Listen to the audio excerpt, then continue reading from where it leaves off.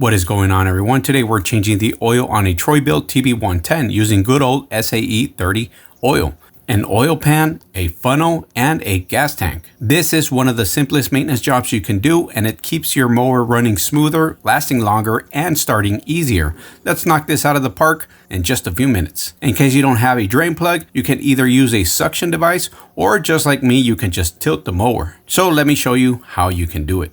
First of all, you want to make sure you're working on a flat surface. First things first, you have to run the mower at least for about a minute. Warm oil drains faster and carries out more contaminants. Then you can shut it off. The TB110 doesn't have a drain plug underneath. Instead, the oil drains through the dipstick tube. But before we drain the oil, we need to remove the gas that's inside the gas tank. You can also tilt the mower to drain out the gas, so that's what we're gonna do. Grab the funnel and put it into the gas tank to make sure you don't spill gas all over the place. You wanna make sure that you have enough clearance to be able to tilt the fuel, so make sure the tank is on the top.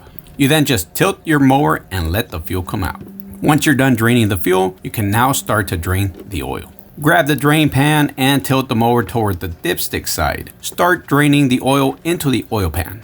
Let it drain completely, don't rush this part. The more old oil you get out, the better your fresh oil will perform.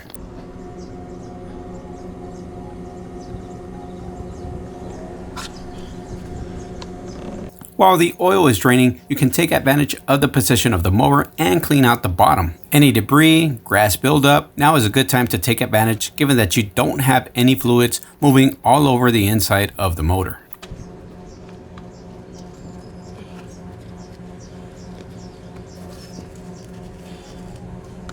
Once the oil is finished draining, you can turn your mower back into position and start to pour in the new oil. You're going to be using some premium 4-cycle small engine oil. This is the one recommended for the Troy Bilt TB110. If you have a different type of mower, you may want to check what type of oil it uses. The bottle I'm using is a Briggs & Stratton SAE 30 18 fluid ounce, but the mower only takes about 14 to 15 fluid ounces. So that's why it's important you're on a flat surface, because you're going to be pouring in little by little to make sure you don't overfill. Take your time, pour some in, let it sit for a few minutes, check the dipstick. If it's still missing some oil, pour some more in, but make sure you're taking your time and don't overfill. Once you reach the oil level that is recommended, which is between the 2 dots of your dipstick, more towards the upper dot, right? Then you're finished. I always fill right to the highest recommended point. Once you do that, you check the dipstick a couple more times to make sure the levels are good. And as you can see on this image, I didn't use all the oil, so it's a good thing that I was checking it little by little. Once it's all good, you can now pour in your fuel and you can start your mower back up. It may take a couple of pulls to start your mower because you just poured the fuel back in, but it should start back up.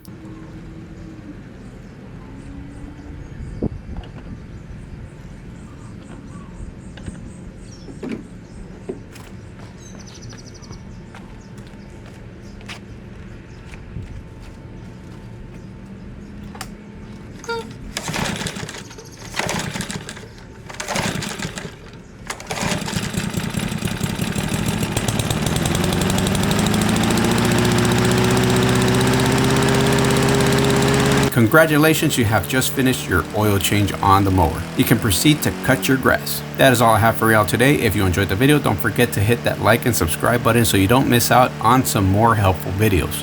Thank you for your time. Have yourself a great day.